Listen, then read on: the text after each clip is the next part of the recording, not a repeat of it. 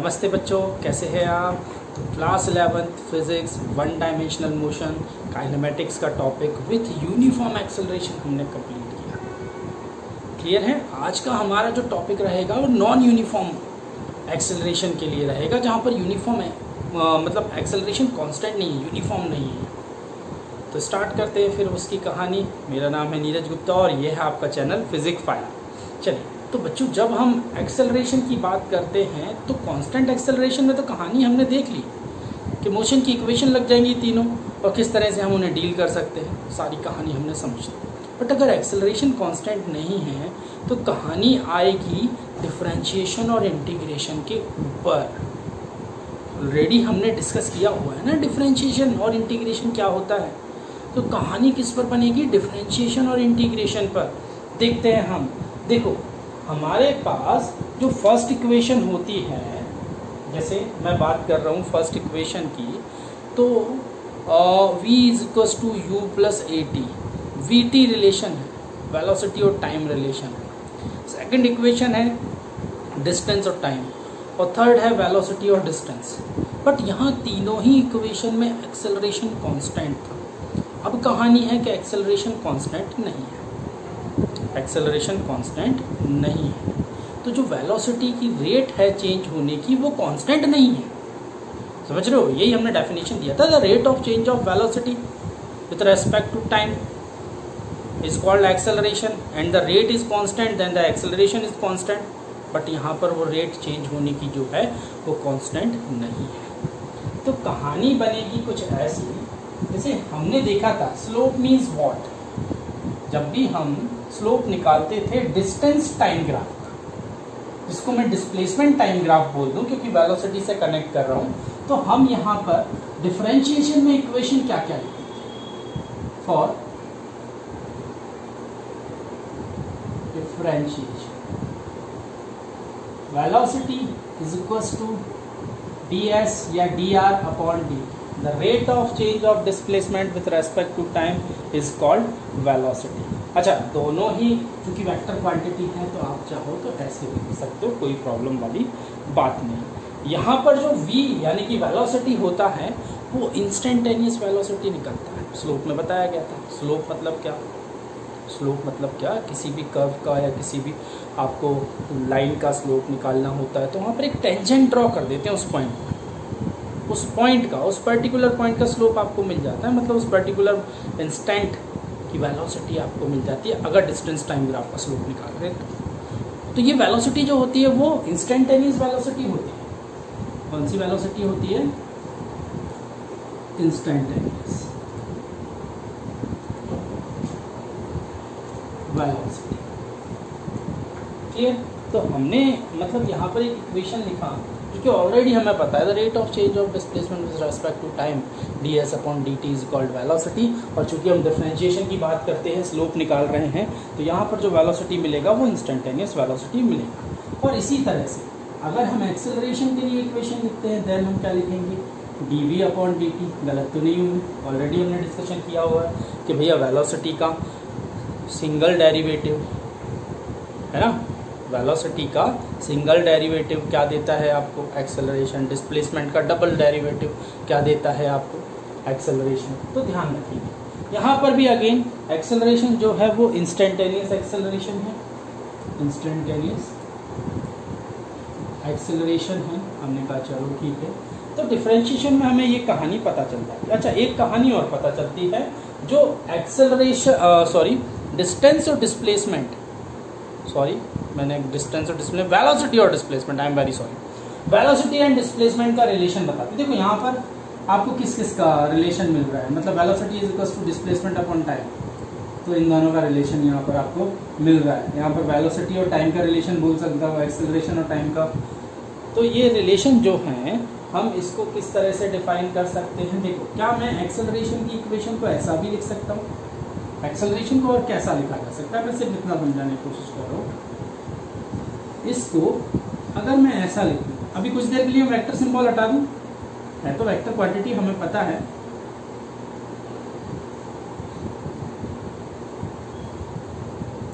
क्या मैं ऐसा लिख सकता हूं एक्सेलरेशन वाली इक्वेशन को? मैंने कुछ नहीं किया, वही लिखा हुआ है dv upon dt, dv upon dt। क्या किया, ds और ds से मल्टीप्लाई और डिवाइड किया। अच्छा, ऐसा करने से फ़ायदा क्या सर? तो ऐसा करने से फ़ायदा ये बच्चों कि जो ds अपॉन dt है वो वेलोसिटी होता है।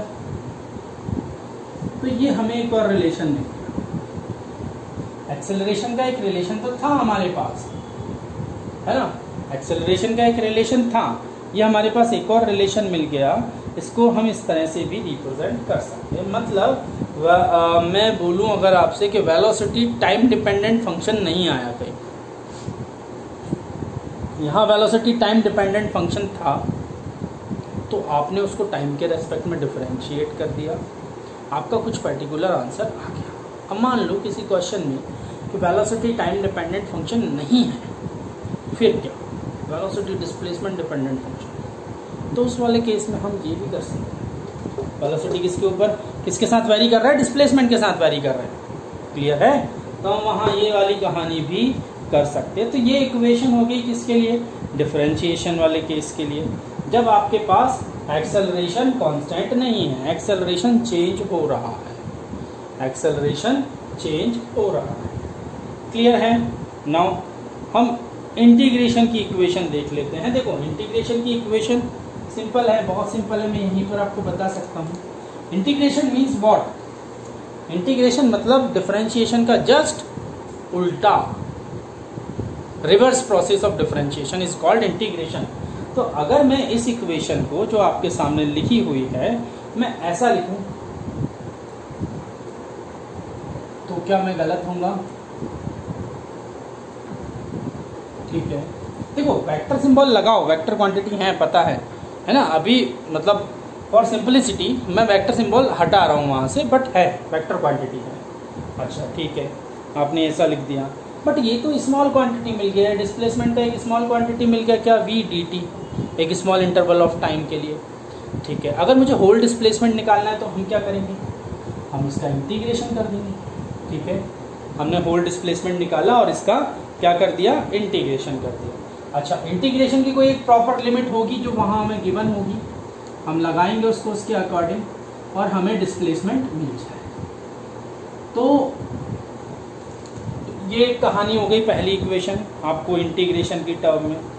अच्छा, यहाँ पर आपको ध्यान रखना है कि मे बी, अच्छा यहाँ पर जो डिस्प्लेसमेंट है, वेलोसिटी है, ये टाइम डिपेंडेंट फंक्शन थे, यहाँ पर जो वेलोसिटी है वो डिस्प्लेसमेंट के ऊपर डिपेंड कर रहा है, ऐसा कुछ फंक्शन दिया हुआ है। यहाँ पर जो वेलोसिटी है वो या तो कांस्टेंट हो सकता है, क्योंकि कांस्टेंट का इंटीग्रेशन भी तो कुछ ना कुछ निकलता है, वन निकालते हैं ना हम कांस्टेंट का इंटीग्रेशन, या वो टाइम डिपेंडेंट फंक्शन हो सकता है, क्योंकि टाइम के रेस्पेक्ट में हम कर रहे हैं। ठीक है, हम दूसरी वाली इक्वेशन को देखते हैं। हमने इस इक्वेशन को पिक किया। क्लियर? इस इक्वेशन में भी हम कुछ ऐसी कहानी कर सकते हैं, इसको इधर लिखें तो ये क्या मिलेगा, dv एक्सेलरेशन dt। अब क्या आदत पड़ गई है सिंबल भी लगाने की, नहीं लगाओगे ठीक है। सो एक आपके पास ये निकल गया फॉर्मूला, दूसरा आपके पास ये था जो कि हम निकालने जा रहे हैं, और तीसरा वाला ठीक है। चलो इंटीग्रेशन का सिंबल लगाया। अब इंटीग्रेशन का सिंबल लगाया तो यहाँ पर मेरे पास होगा final velocity minus initial velocity, और ये आपके पास एक्सेलरेशन a, और इसको मैं डेल भी लिख सकता हूँ, चेंज इन वेलोसिटी मुझे मिल गया है। वो एक अलग बात है कि इनिशियल वेलोसिटी आपकी 0 है, फाइनल v है, तो यहाँ पर हम सिर्फ v भी लिख सकते हैं, वो एक अलग बात है। तो मुझे दूसरी इक्वेशन मिल गई। अगेन यहाँ पर भी कहानी तो वही होगी कि जो एक्सेलरेशन होगा वो या तो टाइम डिपेंडेंट फंक्शन होगा या कांस्टेंट। अगर कांस्टेंट होगा तो बहुत अच्छी बात है, टाइम डिपेंडेंट फंक्शन है तो इंटीग्रेशन की टर्म हमें पता है, नहीं पता तो आप इंटीग्रेशन के वीडियो में जाकर देख सकते हैं। क्लियर? चलिए तीसरी इक्वेशन क्या कह रही है भैया, तीसरी इक्वेशन को मैं कुछ ऐसा लिख दूँ, इसको इधर पहुँचाऊँ, ds integration v dt। Again यहाँ पर वही दोनों चीज़ें शर्तें लागू होंगी जो वहाँ पर हो रही थी कि एक्सेलरेशन और वेलोसिटी आपके पास फंक्शंस आएंगे, किस किस की टर्म में आएंगे वो आपको गिवन है ना। अच्छा, तो हमने यहाँ पर डिफरेंशिएशन के लिए और इंटीग्रेशन के लिए कुछ इक्वेशन की बात की, और ये सिचुएशन कब के लिए थी? ये सिचुएशन उस वक्त के लिए थी जब आपके पास एक्सेलरेशन कांस्टेंट ना हो, यूनिफॉर्म ना हो। नॉन यूनिफॉर्म एक्सेलरेशन के केस में हम ये करेंगे, कुछ न्यूमेरिकल करेंगे, अभी क्लियर हो जाएगा कि भैया क्यों न्यूमेरिकल नॉन यूनिफॉर्म के केस में हम ये ले रहे हैं। और यहाँ से हम बता भी सकते हैं कि जो मोशन है वो नॉन यूनिफॉर्म है या यूनिफॉर्म एक्सेलरेटेड मोशन है। ठीक है, तो अब हमने क्या सीखा यहाँ से? हमने ये सीखा, देखो आपने डिस्प्लेसमेंट टाइम इक्वेशन का डिफरेंशिएशन किया, आपको वेलोसिटी टाइम इक्वेशन मिल गया। वेलोसिटी टाइम इक्वेशन का डिफरेंशिएशन किया, एक्सेलरेशन मिल गया। यहाँ उल्टा हो रहा है, क्या? आपने वेलोसिटी टाइम का इंटीग्रेशन किया तो डिस्प्लेसमेंट मिला, और एक्सेलरेशन टाइम का इंटीग्रेशन किया तो वेलोसिटी मिला। तो इसको हम ऐसे डिनोट कर सकते हैं फॉर सिंप्लिसिटी, और मतलब हम बोल सकते हैं कि इसको हमारे दिमाग में एक तरह का फोटो खींच जाए, है ना, कि ये चीज़ याद है। वैसे तो हमें पता है, तो हम क्या करते हैं कि अगर डिस्प्लेसमेंट टाइम का डिफरेंशिएशन किया,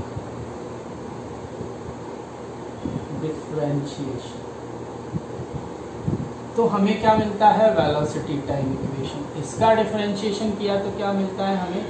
एक्सेलरेशन टाइम इक्वेशन। डिफरेंशिएशन, है ना। अब dy/dt लिखा है सिर्फ सिंबल को बताने के लिए, वो कुछ भी हो सकता है, वैसे तो टाइम के एस्पेक्ट में ही होता है ना। चलिए नेक्स्ट कहानी क्या है? उल्टी कहानी फॉर इंटीग्रेशन।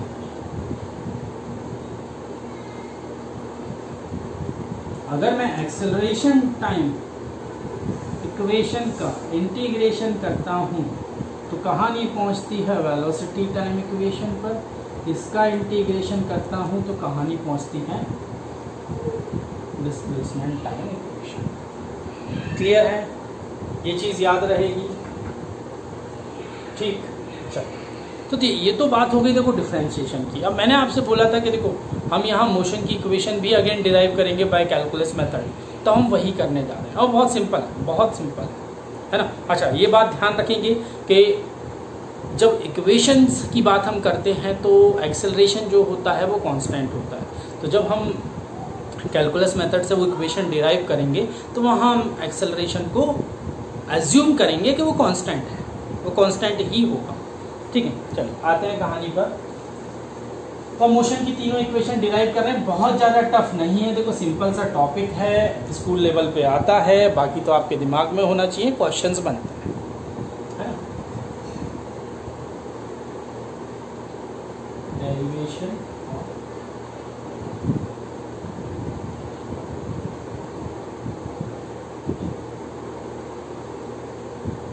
ठीक, हम डेरिवेशन की कहानी कर रहे हैं। तो पहला हम यहाँ से ले लेते हैं कि dV=ds/dt। ये हमें पता है, अभी पता चल गया है, पहले भी पता था, हमने डिफरेंशिएशन में बात किया था। क्लियर है? चलिए, तो मैंने अभी आपसे बोला कि भैया इसको ट्रांसपोज करो, आपने कर लिया। फिर उसके बाद इसका इंटीग्रेशन ले सकते हैं। अच्छा, अब आपने बोला कि सर अगर इंटीग्रेशन लेंगे, तो मैंने बोला कि इनिशियल डिस्प्लेसमेंट क्या है? 0, वेलोसिटी मान लिया मैंने u। क्लियर? अच्छा, फिर दूसरी चीज़ फाइनल वेलोसिटी मेरे पास हो गया, फाइनल वेलोसिटी मेरे पास हो गया v, किस डिस्टेंस पर या डिस्प्लेसमेंट पर? s पर। क्लियर? अब यहाँ एक समस्या आ गई कि सर यहाँ तो वेलोसिटी है और टाइम के रेस्पेक्ट में आपको इंटीग्रेशन करना है, मतलब वेरिएबल है आपके पास v और t के रेस्पेक्ट में आप इंटीग्रेशन कर रहे हो, बात तो बनेगी नहीं। t होना चाहिए, तब बिल्कुल होना चाहिए। ये मैंने सेकंड इक्वेशन ले लिया सिर्फ यही समझाने के लिए। अच्छा, अब हम फर्स्ट इक्वेशन पहले प्रूफ करते हैं, उसके बाद हम इसको करते हैं, तो आपको समझ, वैसे तो पता है आपको कि v=u+at होता है, मैं u+at यहाँ पर पुट कर दूंगा, है ना, और अपना आंसर निकाल लूंगा। या फिर मैं यहाँ पर ये भी कर सकता हूँ कि यहाँ पर ये जो टर्म है ये फाइनल वेलोसिटी की टर्म है और ये मतलब वेरिएबल टाइम से रिलेट नहीं कर रहा है। यहाँ पर मैं इसको कांस्टेंट मान के बाहर लिख लूँ, वैसे तो कांस्टेंट नहीं है, देखो v=u+at है, बट सोचो आप कि v है और t के रेस्पेक्ट में इंटीग्रेशन करना है, तो इसको बाहर पटक दूं और 1 मान के इंटीग्रेशन कर सकता हूँ, ये भी हम कर सकते थे। बट हमें पता है कि यार v एक फंक्शन है टाइम से related, v equals to u plus at होता है, जो कि मोशन की फर्स्ट इक्वेशन होती है, हम वो पुट करके भी निकाल सकते हैं। बट पहले हम उसे ही प्रूफ कर लेना यार फर्स्ट इक्वेशन को। तो कैसे करें? Acceleration is equals to dv upon dt। तो क्या कहानी बना? dv is equals to a dt। Integration करें, चलो इंटीग्रेशन किसकी लिमिट लगाएं? यहाँ टाइम की, यहाँ वेलोसिटी की।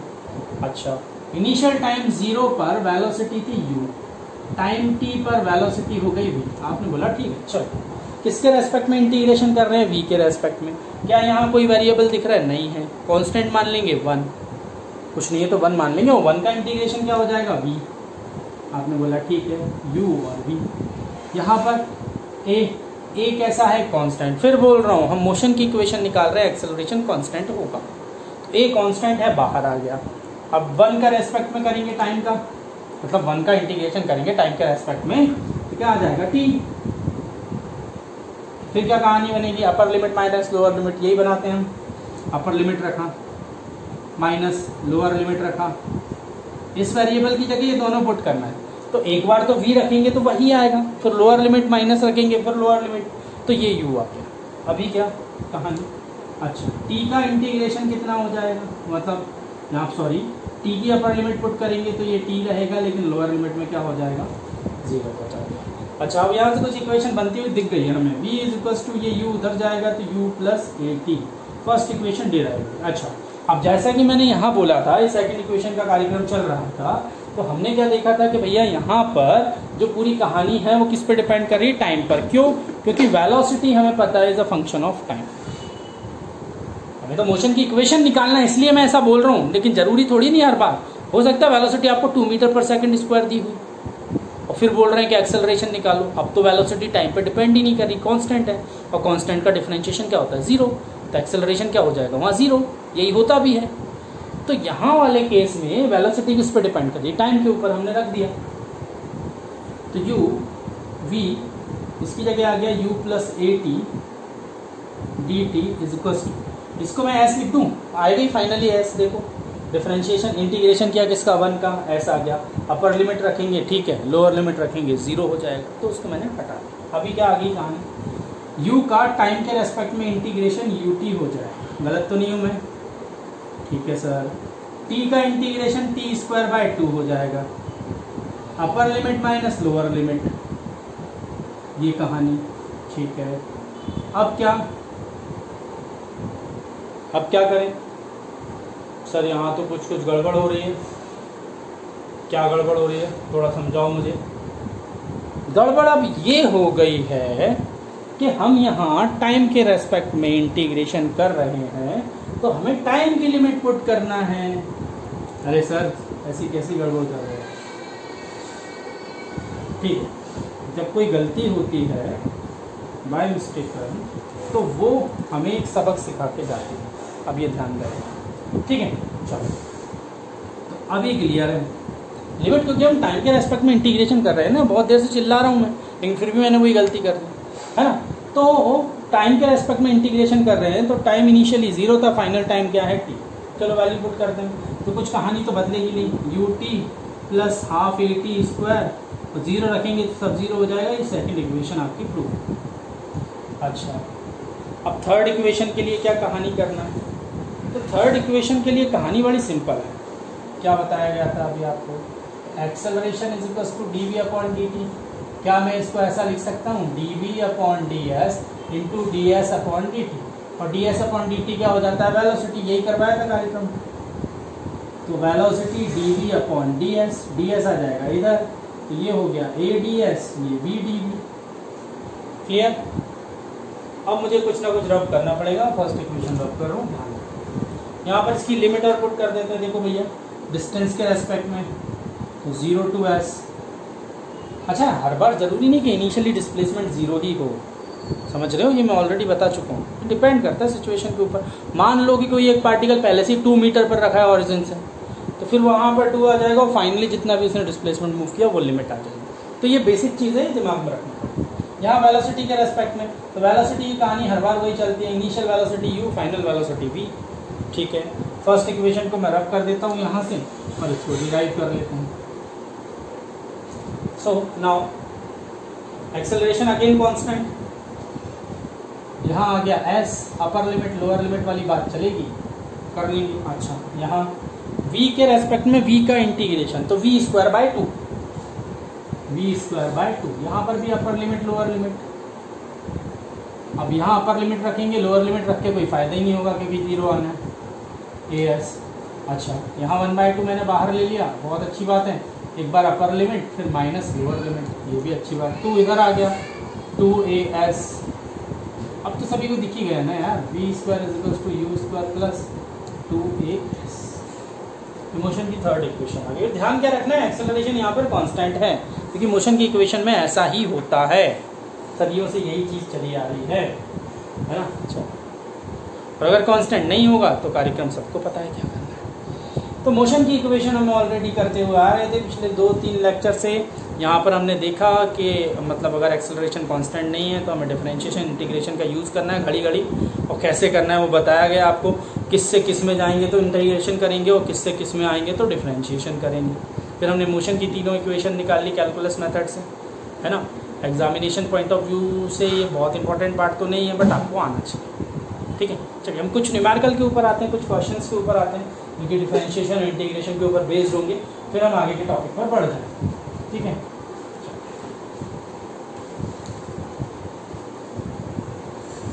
तो हम बात कर लेते हैं कुछ क्वेश्चंस की। तो हमारा पहला क्वेश्चन क्या आ रहा है, हाँ जी, पहला क्वेश्चन यहाँ पर आ रहा है कि displacement time equation of a particle moving along x axis पर एक पार्टिकल मूव कर रहा है और डिस्प्लेसमेंट टाइम की इक्वेशन दी। इस टाइप के क्वेश्चन देखो ऑलरेडी हम कर चुके थे चैप्टर स्टार्टिंग में, जब मैं आपको कुछ बेसिक कंसेप्ट एक्सेलरेशन और वेलोसिटी के बता रहा था। ऑलरेडी हमने स्लोप तो पहले से ही पढ़ रखा था, तो वहाँ पर मैंने ये क्वेश्चन कुछ कराए थे। अब जब आज चूंकि हमारा यही टॉपिक चल रहा है तो कुछ उस टाइप के क्वेश्चन और देखना है ना। Displacement time equation of a particle moving along x axis आपको ये दिया हुआ है। फाइंड क्या क्या करना है सोच लेते हैं, देख लेते हैं, है ना, और पूछ लेते हैं क्वेश्चन में। तो find position velocity of a particle at time 0। Time 0 पर पोजीशन और वेलोसिटी निकालना है। देखो भैया, टाइम 0 पर पोजीशन और वेलोसिटी निकालना है तो पोजीशन तो डायरेक्टली निकल जाएगा टाइम 0 पर। एट टाइम 0 पोजीशन कितना आ जाएगा, 20 प्लस 12 इंटू कितना आ गया 20 मीटर। ये पोजीशन आ गया एट टाइम 0, है ना।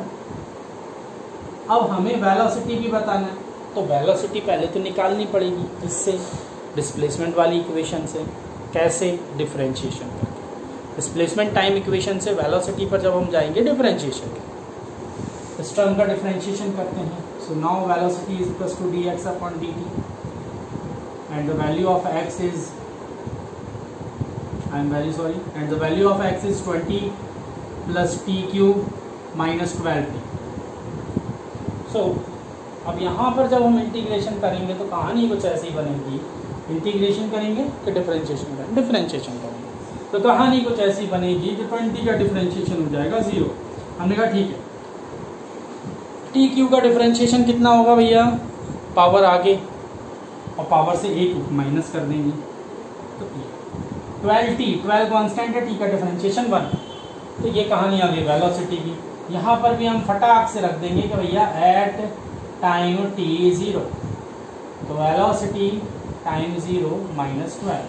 ओ वेलोसिटी आ गई मीटर पर सेकंड माइनस, है ना।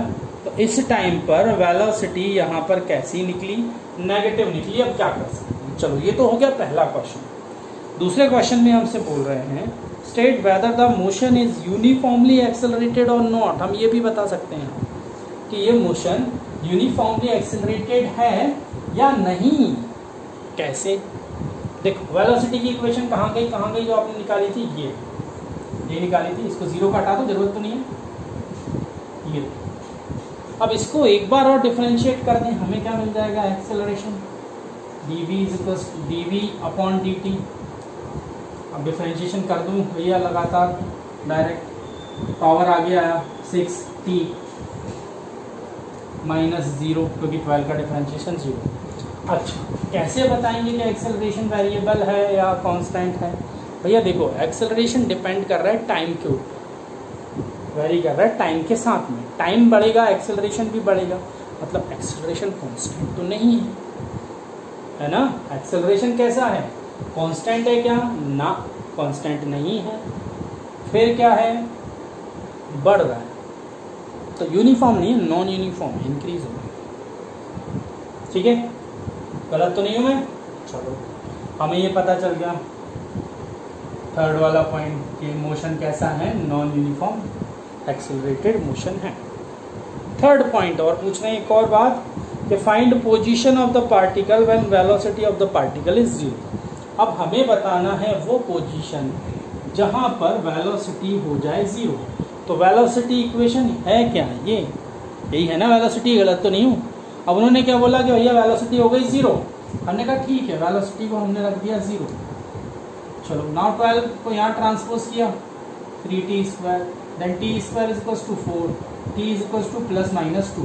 अब अगेन वही कि माइनस को हटाओ, प्लस को काउंट करो, तो टाइम आ गया 2 सेकंड। मतलब हमें ये पता चल रहा है कि वेलोसिटी किस टाइम पर कांस्टेंट 0 हो रही है, सॉरी टाइम पता चल गया, बट हमें तो पोजीशन बताना है। तो अब ये टाइम की वैल्यू इस पोजीशन वाली इक्वेशन में पुट कर दूं, x is equals to 20 plus 2 का cube minus 12 2, so 20 plus 8 minus 20 है ना, 4 आएगा। तो वेलोसिटी कहाँ 0 हो रही है भैया, 4 मीटर पर जाकर, वो पोजीशन 4 मीटर है जहाँ उस पार्टिकल की वेलोसिटी 0 हो जाएगी। गलत तो नहीं हूँ मैं? क्लियर है, आई बात समझ में? तो ये हम कर सकते हैं इन क्वेश्चन, तो बड़ा बेसिक सा क्वेश्चन था, सीधे सीधे हमने इनको सॉल्व किया। चलिए आगे बढ़ते हैं, अपने नेक्स्ट क्वेश्चन पे आते हैं, देखते हैं क्या है नेक्स्ट क्वेश्चन। वेलोसिटी, अभी डिस्टेंस टाइम इक्वेशन दिया था, डिस्प्लेसमेंट टाइम इक्वेशन, अब वेलोसिटी भी है। Velocity time equation of a particle moving in a straight line, और इक्वेशन में लिख रहा हूँ। तो वेलोसिटी टाइम इक्वेशन दिया है एक पार्टिकल का जो कि एक स्ट्रेट लाइन में ट्रेवल कर रहा है। क्या कहानी चल रही है उसकी बात। Now v is equals to 10 plus 3t² plus 2t, ये इक्वेशन दिया हुआ मीटर पर सेकेंड, ऐसा यूनिट में चल रही है बात में। पहला point, displacement of a particle from the mean position at time 1 second.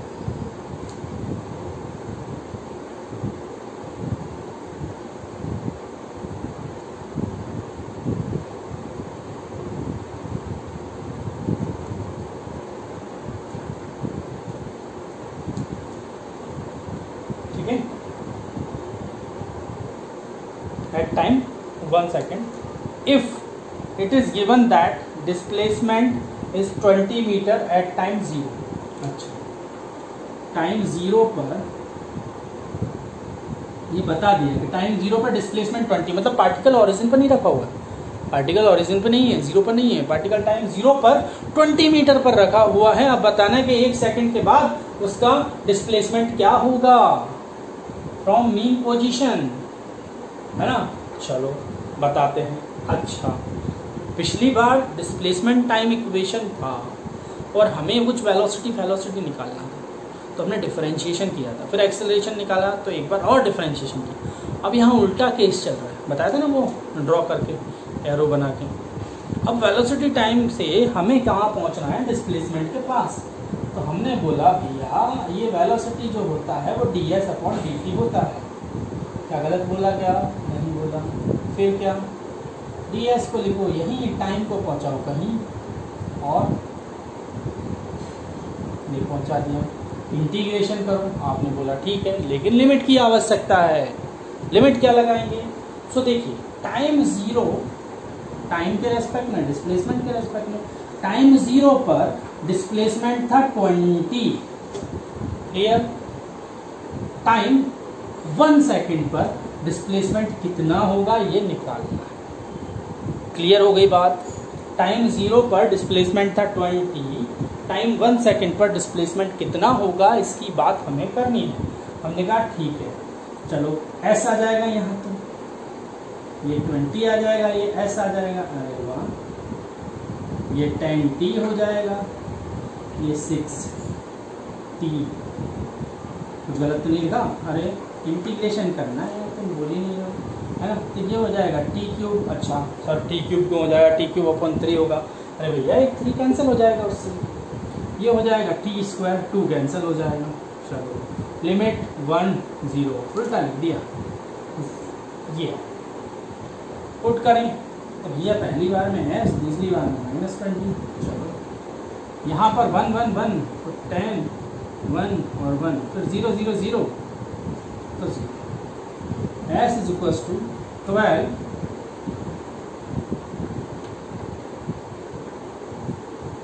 1 second के बाद पार्टिकल कहाँ पहुंच जाएगा? 32 पर। अच्छा 32 क्या है? 32 क्या है बताओ भैया?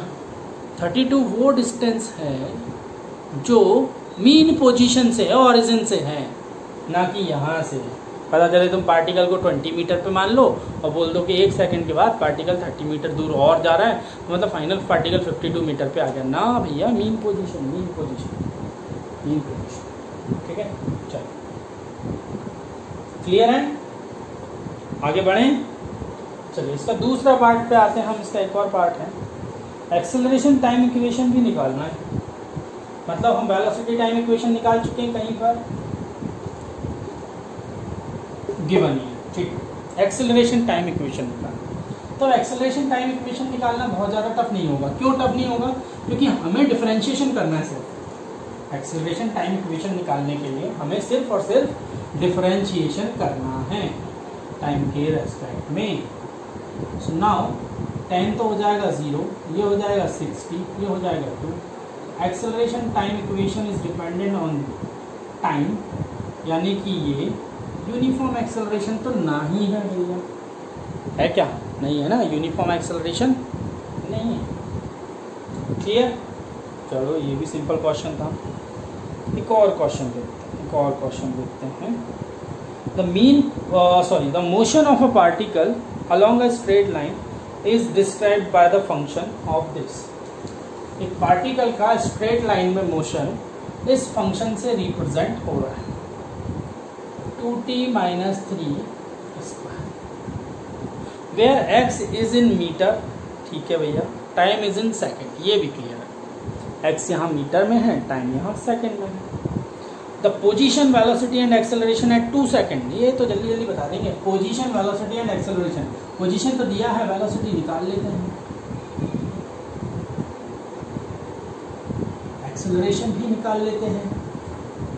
पहले वेलोसिटी निकालते हैं, dx/dt पावर आगे यही करते हैं डिफरेंशिएशन में। एक पावर माइनस हुआ, 2 - 1 1, फिर क्या इसका अलग से डिफरेंशिएशन।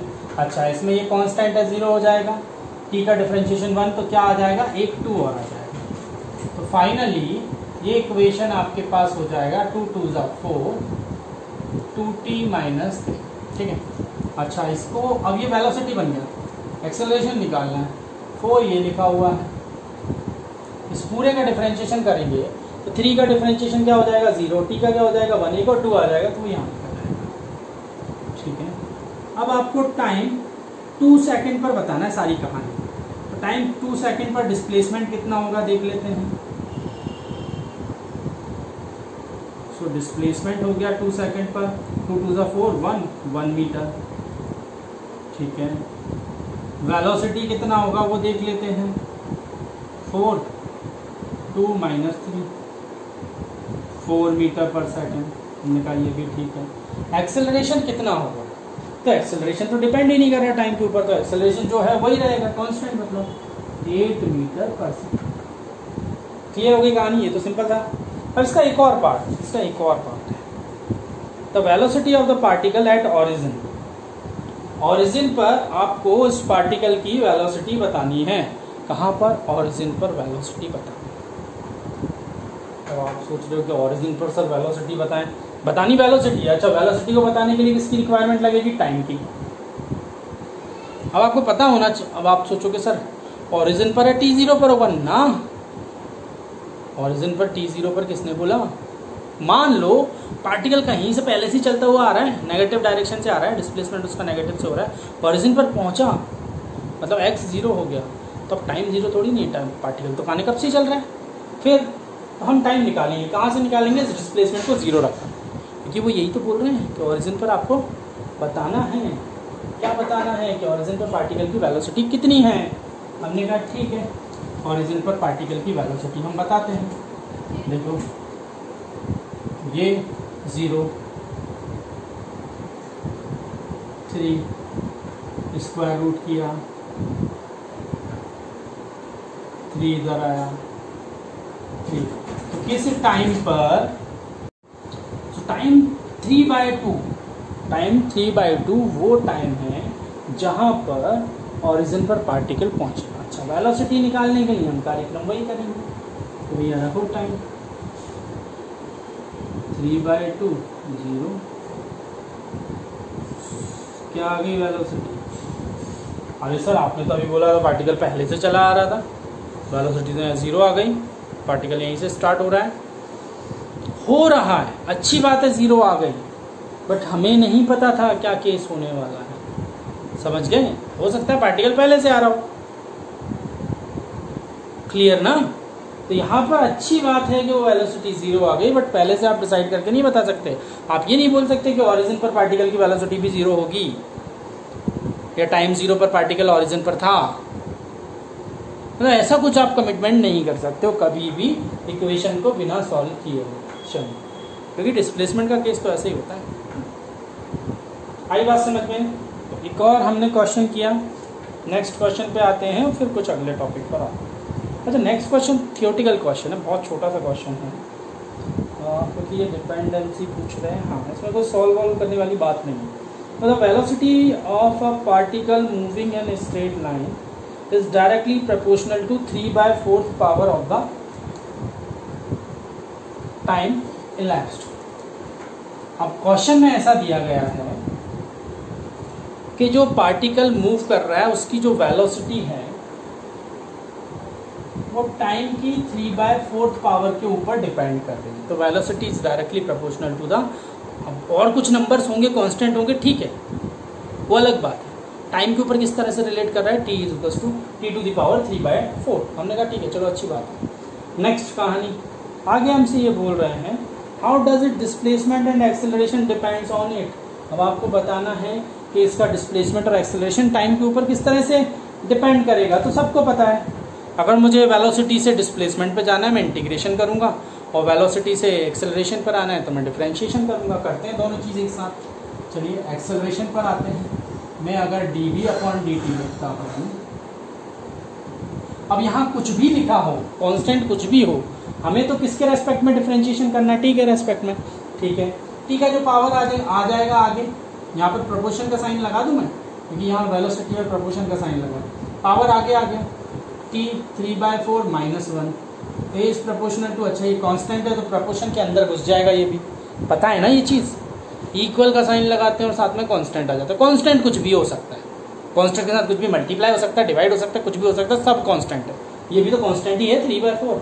चलिए, सो t⁴ -1/4। एक्सेलरेशन किस तरह से रिलेट कर रहा है टाइम पर? कुछ इस तरह से, t⁴ -1/4 है ना। अच्छा, डिस्प्लेसमेंट किस तरह से रिलेट कर रहा होगा? तो सर dv/dt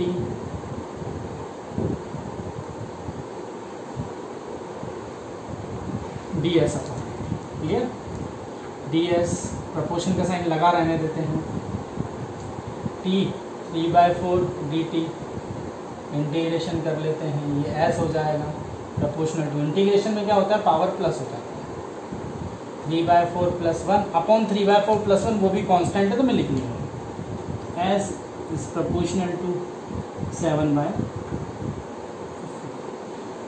तो डिस्प्लेसमेंट टाइम की 7/4 पावर पर डिपेंड करेगा, मतलब प्रोपोर्शन होगा उसके, और एक्सेलरेशन कुछ इस तरह से होगा। अगर वेलोसिटी इस तरह से रिलेट कर रहा है टाइम के साथ तो सिंपल क्वेश्चन था, बट ठीक है, इंटरेस्टिंग क्वेश्चन था। तो यहाँ पर हमने देखा कि किस तरह से हम नॉन यूनिफॉर्म एक्सेलरेशन वाले केस में, तो कोई बहुत ज़्यादा टफ नहीं था, इस टाइप के क्वेश्चन हमने 2 बार कर रखे थे ऑलरेडी। एक तो इस चैप्टर की, इस टॉपिक के स्टार्टिंग में, और एक डिफरेंशिएशन इंटीग्रेशन के टाइम पर भी मैंने करवाए थे। अगर आप लोगों को याद हो तो, नहीं याद हो तो आप लोग जाकर देख सकते हैं। अच्छा, अब एक कहानी आ रही, देखो हमने 1 डायमेंशनल मोशन की तो बात कर ली, यूनिफॉर्म में भी, नॉन यूनिफॉर्म में भी। क्या हो अगर 2D और 3D मोशन की हम बात करें? वैसे तो देखो 2D और 3D मोशन की जब हम बात करेंगे ना, 2 डायमेंशनल मोशन के ऊपर हमें पूरा टॉपिक पढ़ेंगे सर्कुलर मोशन का, 2 डायमेंशनल मोशन के ऊपर हम पूरा टॉपिक पढ़ेंगे प्रोजेक्टाइल मोशन का, समझ रहे हो मेरी बात? तो हम पूरा वहाँ टॉपिक भी पढ़ेंगे, बट एक छोटा सा यहाँ पर, एक छोटा सा आपको मतलब आपके साथ डिस्कशन कर रहा हूँ कि अगर 2 डायमेंशनल और 3 डायमेंशनल मोशन की कहानी आ जाती है तो उस सिचुएशन में क्या होता है। तो देखो 2 डायमेंशनल या 3 डायमेंशनल, पहले हम 2 डायमेंशनल को देखते हैं। होता क्या है 2 डायमेंशनल? होता क्या है, जब किसी ऑब्जेक्ट को हम वर्टिकली अपवर्ड डायरेक्शन में, परपेंडिकुलर डायरेक्शन में जस्ट थ्रो करते हैं तो वो 1 डायमेंशनल होता है, सीधा सीधा 90 डिग्री पर जाएगा ऊपर, 90 डिग्री पर नीचे आ जाएगा। अच्छा, अदर देन 90 डिग्री अगर मैंने उसे प्रोजेक्ट किया तो अब जो मोशन होगा वो 2 डायमेंशनल होगा, मतलब वो ऊपर तो जाएगा ही जाएगा, साथ में आगे भी बढ़ेगा, तो y चेंज होगा, x चेंज होगा, 2 डायमेंशनल मोशन हो गया। तो टाइम के रेस्पेक्ट में दोनों एक्सिस वेरी कर रहे हैं। अच्छा, अगर मुझे यहाँ कोई ऑपरेशन करना है, मुझे कोई कैलकुलेशन निकालना है, तो मैं क्या करूँ? ऐसे किसी चीज़ को मैंने फेंक दिया जो अदर देन 90 डिग्री पर है, 45, 30, 60 कुछ भी एंगल बनाकर मैंने ऑब्जेक्ट को या प्रोजेक्टाइल को फेंक दिया। मैं प्रोजेक्टाइल मोशन की अभी बात नहीं कर रहा हूँ बिल्कुल, है ना, तो पढ़ेंगे तब टॉपिक हम उसकी बात करेंगे, अभी मेरी कहानी कुछ दूसरी। तो उस समय जब मैं ऐसा ऑब्जेक्ट को फेंकूंगा तो क्या निष्कर्ष या क्या कंक्लूजन निकल रहा है वहाँ पर? यार ये कंक्लूजन निकल रहा है, मान लो कि मैंने एक ऑब्जेक्ट को ऐसे फेंक दिया, ऐसे मैं ऐसा खाली, अब मैंने एक ऑब्जेक्ट को ऐसे फेंका तो क्या मैं इसके कंपोनेंट निकाल सकता हूँ? मुझे एंगल पता होना चाहिए तो मैं इसके कंपोनेंट निकाल सकता हूँ, बिल्कुल निकाल सकता हूँ। क्या मैं वेक्टर अप्लाई कर सकता हूँ इस पर? बिल्कुल कर सकता हूँ। और मैं मेरा कैलकुलेशन 1D की तरह ही कर सकता हूँ अगर मुझे वेक्टर मेथड आता है तो। मुझे ज़्यादा 3-5 करने की ज़रूरत ही नहीं है। समझना मेरी बात को, मैं क्या बोल रहा हूँ। मैं इसके ऊपर देखो, ये ऐसे ओरली तो समझाने की कोशिश कर रहा हूँ मैं, न्यूमेरिकल करेंगे तो और अच्छे से समझ में आएगा, है ना। हम पूरा टॉपिक करेंगे प्रोजेक्टाइल मोशन का, हम पूरा टॉपिक करेंगे रिलेटिव मोशन में भी 2 डायमेंशनल मोशन का, हम पूरा टॉपिक करेंगे सर्कुलर मोशन का, वो एक अलग चीज़ है, वहाँ पे भी डायमेंशंस की बात करेंगे। बट आप समझो कि मैं यहाँ पर अगर 2D 3D भी होता तो XYZ में कन्वर्ट कर लेते। कॉम्पोनेंट्स तो पढ़े हैं ना हमने, किसी भी वेक्टर को उसके कंपोनेंट में कैसे रिजॉल्व किया जाता है या बहुत सारे वेक्टर को ऐड कैसे किया जाता है, सारी कहानी करी हुई है हमने वेक्टर एडिशन में, रिजॉल्विंग ऑफ वेक्टर में। तो अगर मुझे ये करना आता है तो मैं इन्हें रिजॉल्व करूँगा अलग अलग सेपरेटली करा, उसके बाद उनकी कहानी कर लूँगा अलग अलग और फिर कंबाइन करूँगा। ऐसा कुछ करूँगा कि 1D में जैसा अभी तक हम करते हुए आ रहे थे उसी में हमारा काम चल जाएगा। अगर एक्सेलरेशन कांस्टेंट है तो मोशन की तीनों इक्वेशन लगा के हम काम चला लेंगे, और नहीं है नॉन यूनिफॉर्म एक्सेलरेशन है तो डिफरेंशिएशन इंटीग्रेशन से काम चला लेंगे। बट लगाएंगे वही 1D वाला कंसेप्ट, लोड नहीं लेना ज़्यादा। करते हैं कुछ न्यूमेरिकल, कुछ क्वेश्चंस करते हैं। देखो कंसेप्ट तो हमें पता है, क्या कंसेप्ट पता है? डिफरेंशिएशन इंटीग्रेशन की इक्वेशंस क्या थी आज हमने बात की, मोशन की इक्वेशन क्या थी आज हमने बात की। एक न्यूमेरिकल लेते हैं बढ़िया सा, उसको सॉल्व करते हैं, आपको खुद मजे आएंगे कि हाँ कुछ हमने क्वेश्चन किया। अच्छा, क्वेश्चन ये है कि a particle of mass 1 kg has a velocity 2 metre per second. A particle of mass 1 kg has a velocity 2 meter per second. Clear? 2 meter per second. A constant force of 2 Newton acts on the particle for 1 second in a direction perpendicular to its initial velocity. तो एक constant force लगा 2 Newton का इसकी initial velocity के just perpendicular direction में। आपने बोला ठीक है, अच्छा कितने टाइम तक लगाइए?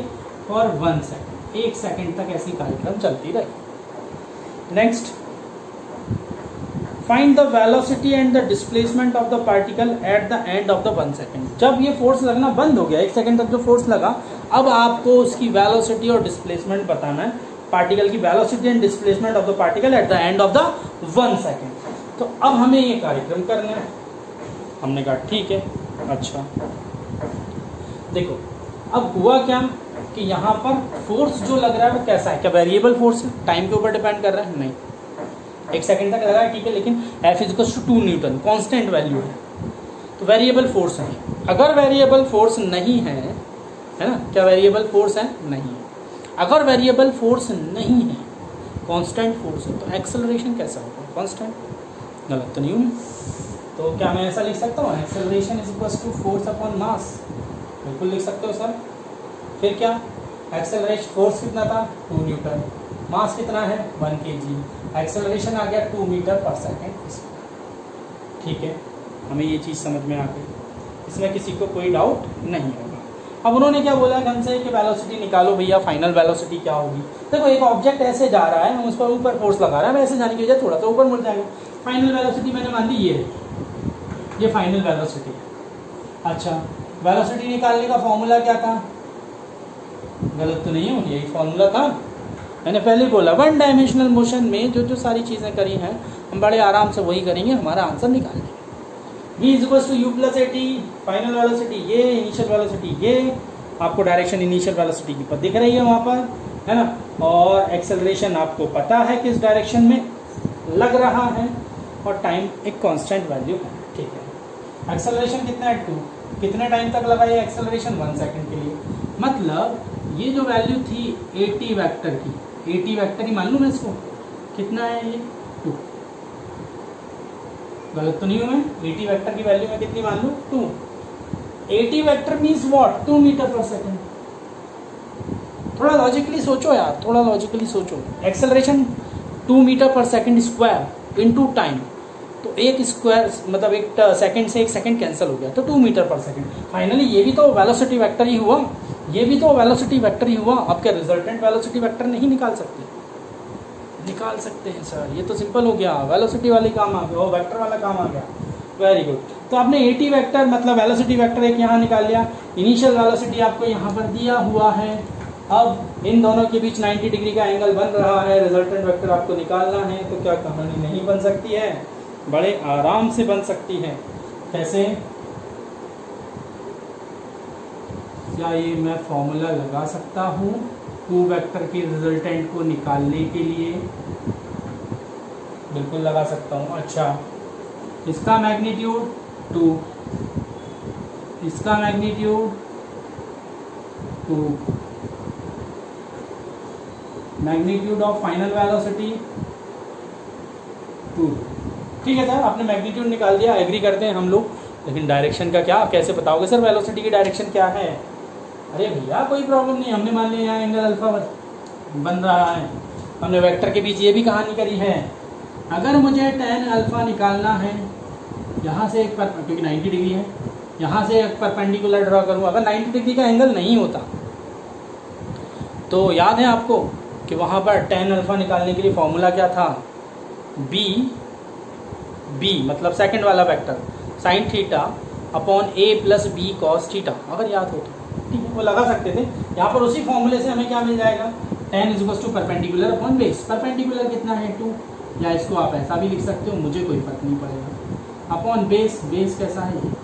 सो 2/2 मतलब 1, अल्फा = 45। तो इनिशियल वेलोसिटी की डायरेक्शन से 45 डिग्री में फाइनल वेलोसिटी की डायरेक्शन होगी। ये निकाल दिया आपने वेलोसिटी। वेलोसिटी 2 ही चीज़ों से मिलकर बनती है, मैग्नीट्यूड एंड डायरेक्शन। मैग्नीट्यूड अकेला पूछते तो हम यहाँ पर स्टॉप हो जाते, डायरेक्शन भी पूछा हमने बता दिया भैया डायरेक्शन ये है इनिशियल वेलोसिटी से 45 डिग्री ऊपर। अच्छा, अब दूसरा केस, उन्होंने डिस्प्लेसमेंट भी पूछा है सर, उसके लिए क्या करोगे?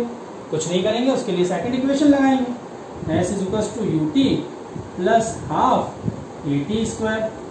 अच्छा, डायमेंशनल इक्वेशन जैसी नाम की चिड़िया जैसी कोई चीज़ पढ़ी है ना हमने, ये सबकी डायमेंशन बराबर है, मतलब AT² क्या होता है? डिस्प्लेसमेंट ही होता है। UT क्या होता है? डिस्प्लेसमेंट ही होता है। वैसे ही यहाँ पर AT क्या होता है? वेलोसिटी होता है। U क्या होता है? वेलोसिटी होता है। V क्या होता है? वेलोसिटी होता है। सब वेलोसिटी होता है, सब डिस्प्लेसमेंट होता है, क्योंकि डायमेंशन सभी की बराबर निकलती है। प्रिंसिपल ऑफ होमोजेनिटी तो यही बोलता है। चलो कंफ्यूज तो नहीं कर दिया। आते हैं हम यहाँ पर, अब s equals to ut plus half a t square निकालना है। आपने बोला ठीक है सर, कैसे निकालेंगे?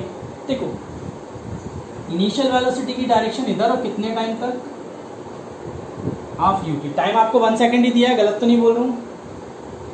टाइम आपके पास 1 सेकेंड ही है, तो ये भी एक क्वांटिटी वेक्टर क्वांटिटी होगी, उसकी डायरेक्शन ये होगी, क्योंकि टाइम वेक्टर क्वांटिटी नहीं होता है, नहीं होता है, तो ut वेक्टर की डायरेक्शन इधर होगी।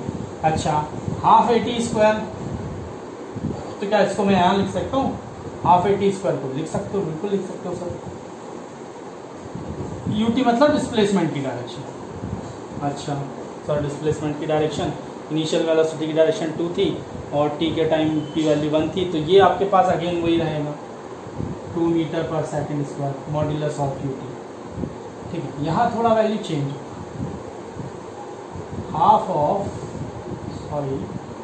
Half of A t square.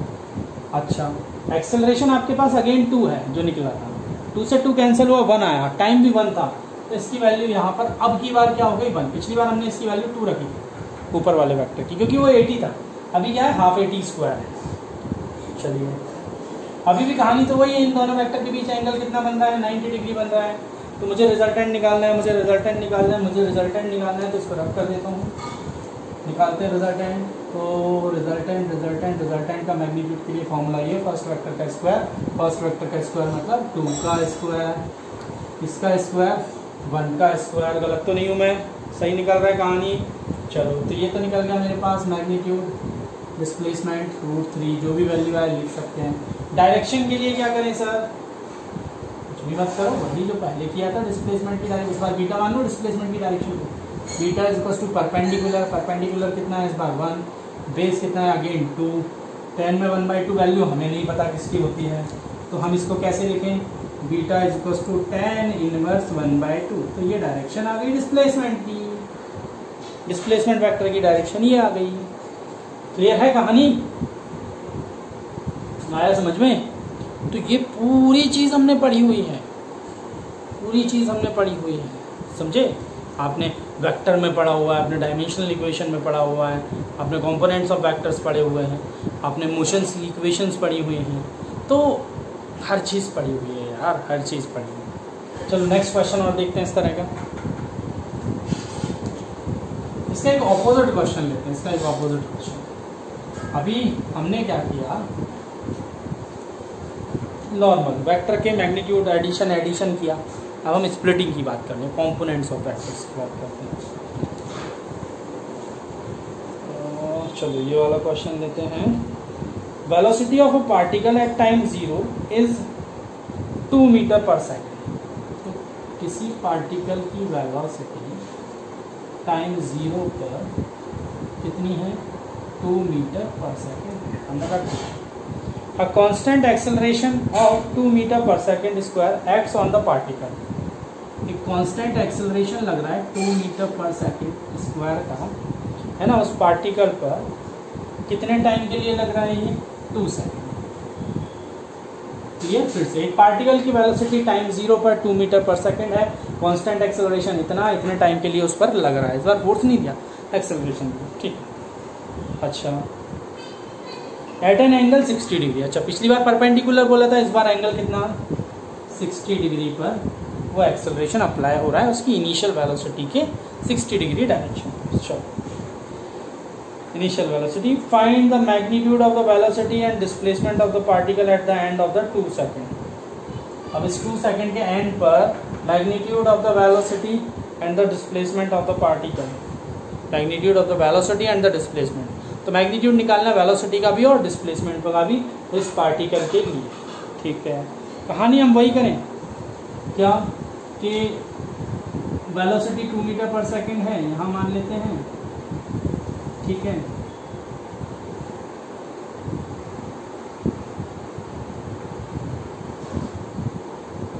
ये है टाइम 0 पर, ठीक। एक्सेलरेशन लग रहा है इस डायरेक्शन में 60 डिग्री का एंगल बना के 2 मीटर पर सेकेंड, 2 सेकेंड के लिए लग रहा है, वो आप ध्यान रखें, है ना। एंगल 60 डिग्री होगा। अच्छा अब क्या मैं इसको थोड़ा सा रिजॉल्व कर लूँ वेक्टर में? सर वेक्टर में कैसे रिजॉल्व कर दूँ? अरे भैया हमने ऐसा कुछ पढ़ा हुआ है, जब भी किसी क्वांटिटी को, वेक्टर क्वांटिटी को एक्स एक्सिस और वाई एक्सिस की टर्म में बताते हैं, क्या यही कहानी करते हैं? बिल्कुल करते हैं। अच्छा, इसके दो कंपोनेंट होंगे इस एक्सेलरेशन के, एक होगा ये वाला और एक होगा ये वाला, ठीक है। क्या क्या कंपोनेंट होंगे? एक्स एक्सिस की डायरेक्शन में जो कंपोनेंट होगा, एक्स एक्सिस की डायरेक्शन में वो क्या होगा? a cos 60, गलत तो नहीं होगा। और वेक्टर क्वांटिटी में अगर मुझे लिखना है तो आई कैप और आ जाएगा। क्यों? क्योंकि वो एक्स की डायरेक्शन में, ठीक है। वाई एक्सिस की डायरेक्शन में जो होगा वो होगा a sin 60 j का, ठीक है। अगर मुझे पूरे वेक्टर को रिप्रेजेंट करना है तो मैं क्या लिखूंगा? a cos 60 की वैल्यू कितनी होती है? 1/2, है ना, और आई कैप प्लस a इसकी वैल्यू कितनी होती है? √3/2, सो a √3/2 j। ये मेरे पास वेक्टर मिल गया, a वेक्टर। क्लियर है? मैं गलत तो नहीं हूँ, यही मिलेगा a वेक्टर। एक बार सोच लो, समझ लो और फिर मुझे आंसर दो। क्या वेक्टर यही मिलने वाला है? हाँ। अच्छा, अब इसको थोड़ा सॉल्व कर लूँ क्योंकि मेरे पास a की वैल्यू है, मैग्नीट्यूड ऑफ a है, तो 2/2 तो ये आ जाएगा फाइनली मेरे पास आई कैप और √3 j कैप। चलो a वेक्टर मुझे मिल गया। क्या मेरे पास u वेक्टर है? u की तो डायरेक्शन पहले से i की डायरेक्शन में दे रखी है, इनिशियल वेलोसिटी, और उससे 60 डिग्री बन रहा था, ठीक है। तो इसको मैं लिख सकता हूँ 2y कैप, सॉरी लिख लिया। u और a आ गया। अब उन्होंने क्या क्या पूछा है हमसे? Magnitude of the velocity and the displacement.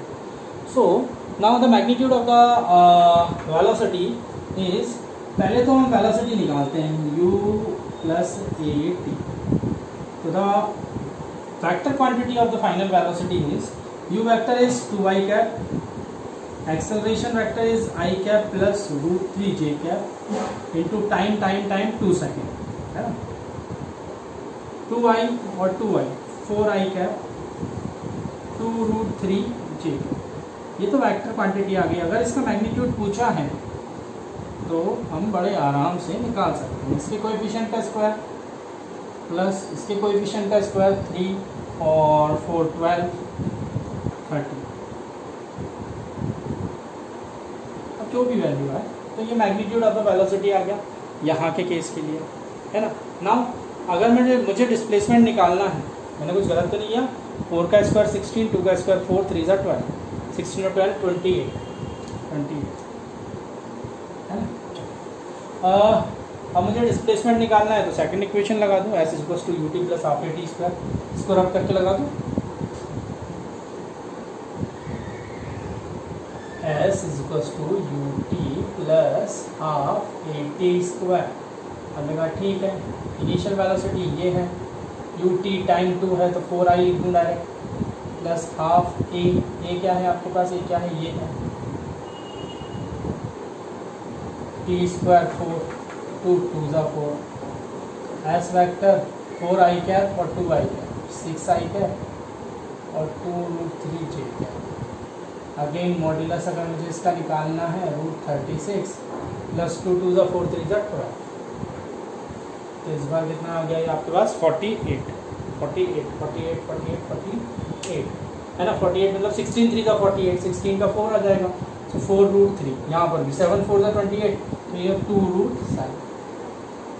Clear? तो हमने मैग्नीट्यूड भी निकाल दिया और बता भी दिया कि भैया क्या क्या उनके vector quantity final velocity. Clear है? आया क्वेश्चन समझ में? पिछले वाले से जस्ट ऑपोजिट क्वेश्चन था। देखो क्वेश्चन ऐसे ही बनेंगे, क्वेश्चन इतने ही इजी बनेंगे अगर आपको सारे कंसेप्ट अच्छे से आते। कंसेप्ट नहीं आते, सिंपल सा क्वेश्चन टफ लगने लग जाए। क्लियर है? तो हमने वन डायमेंशनल मोशन की बात की, यहाँ पर नॉन यूनिफॉर्म एक्सेलरेशन की भी बात कर ली, और अगर 2 डायमेंशनल वगैरह का केस, इसी तरह से 3 डायमेंशनल का था। 3 डायमेंशनल में मतलब आई जे आया के आ जाता, उसका मैग्नीट्यूड निकाल लेते, कोई बहुत ज़्यादा बड़ी बात होती नहीं, बिल्कुल। ठीक है, तो आज का लेक्चर फिर हम यहीं पर ख़त्म करते हैं। नेक्स्ट लेक्चर में बच्चों हम बात करने वाले हैं ग्राफ की। ग्राफ्स की बात करें, बहुत बहुत अच्छे क्वेश्चन आएंगे उस ग्राफ्स के अंदर। मे बी कि कोशिश करूँगा उसको एक लेक्चर में कंप्लीट कर लूँ, बट थोड़ा सा अब मैं कोशिश कर रहा हूँ वहाँ पर कि मैं नंबर ऑफ़ क्वेश्चन आप लोगों के लिए लेकर आऊँ, जिससे कि आपको ग्राफ को समझने में बहुत आसानी रहे। तो मे बी कि हो सकता है कि एक की बजाय वो 2 वीडियो, एक में पूरा इंट्रोडक्शन वगैरह आ जाए ग्राफ का और दूसरे वीडियो में आपको क्वेश्चंस मिल जाए। कोशिश रहेगा कि एक ही वीडियो में मिल जाए, ज़्यादा बेटर है। तो मज़े आएंगे ग्राफ को पढ़ने में, है ना। चलिए बच्चों, तब तक के लिए मिलते हैं फिर। Have a nice day and thank you.